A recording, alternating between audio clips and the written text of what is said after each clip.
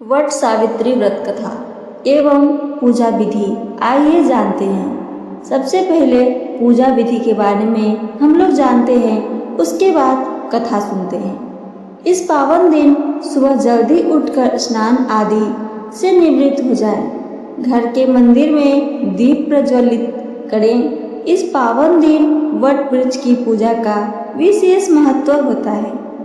What वृक्ष के नीचे सावित्री और सत्यवान की मूर्ति को रखें। इसके बाद मूर्ति और वृक्ष पर जल अर्पित करें। इसके बाद सभी पूजन सामग्री अर्पित करें। लाल कलावा को वृक्ष में 7 बार परिक्रमा करते हुए बांध दें। इस दिन व्रत कथा भी सुने। इस दिन भगवान का अधिक से अधिक ध्यान करें। वट सावित्री व्रत कथा अब प्रारंभ करती हूँ। आइए ध्यान से सुनते हैं। विवाहित महिलाओं के बीच अत्यधिक प्रचलित ज्येष्ठ कृष्ण अमावस्या के दिन आने वाले सावित्री व्रत की कथा निम्न प्रकार से है। भद्र देश के एक राजा थे जिनका नाम अश्वपति था।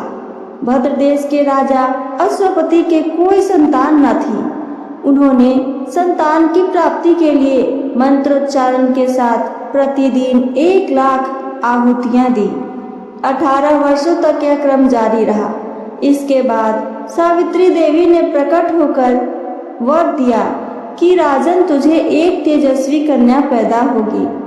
सावित्री देवी की कृपा से जन्म लेने के कारण से कन्या का नाम सावित्री रखा गया।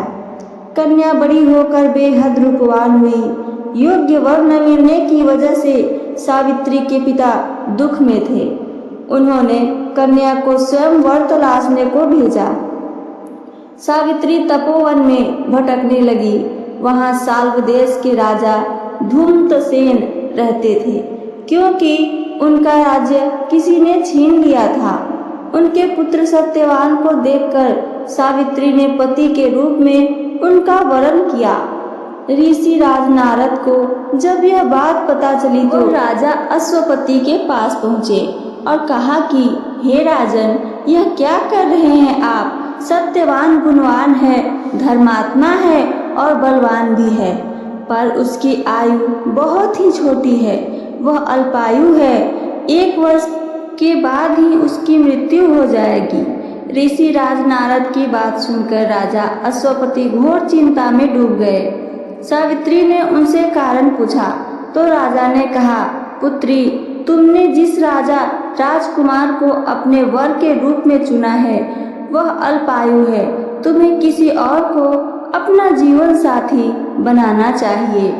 इस पर सावित्री ने कहा कि पिताजी, आर्य कन्याएं अपने पति का 1 बार ही वरण करती हैं। राजा 1 बार ही आज्ञा देता है और पंडित 1 बार ही प्रतिज्ञा करते हैं और कन्यादान भी 1 ही बार किया जाता है।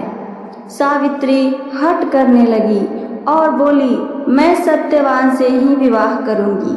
राजा अश्वपति ने सावित्री का विवाह सत्यवान से करवा दिया। सावित्री अपने ससुराल पहुँचते ही सास ससुर की सेवा करने लगी। समय बीतता चला गया। नारद मुनि ने सावित्री को पहले ही सत्यवान की मृत्यु के बारे में बता दिया था। वह दिन जैसे जैसे करीब आने लगा, सावित्री अधीर होने लगी। उन्होंने 3 दिन पहले से ही उपवास शुरू कर दिया।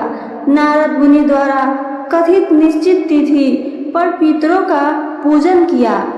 हर दिन की तरह सत्यवान उस दिन भी लकड़ी काटने जंगल चले गए। साथ में सावित्री भी गई थी। जंगल में पहुंचकर सत्यवान लकड़ी काटने के लिए एक पेड़ पर चढ़ गए।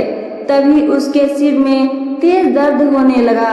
दर्द से व्याकुल सत्यवान पेड़ से नीचे उतर गए। सावित्री अपना भविष्य के बारे में समझ गई थी। सत्यवान के सिर को गोद में रखकर सावित्री सत्यवान का सिर सहलाने लगी। तभी वहां यमराज आते दिखे। यमराज अपने साथ सत्यवान को ले जाने लगे। सावित्री भी उनके पीछे पीछे चल पड़ी। यमराज ने सावित्री को समझाने की कोशिश की कि यही विधि का विधान है, लेकिन सावित्री नहीं मानी उनकी बात। सावित्री की निष्ठा और पति परायणता को देखकर यमराज ने सावित्री से कहा कि हे देवी, तुम धन्य हो, तुम मुझसे कोई वरदान मांगो।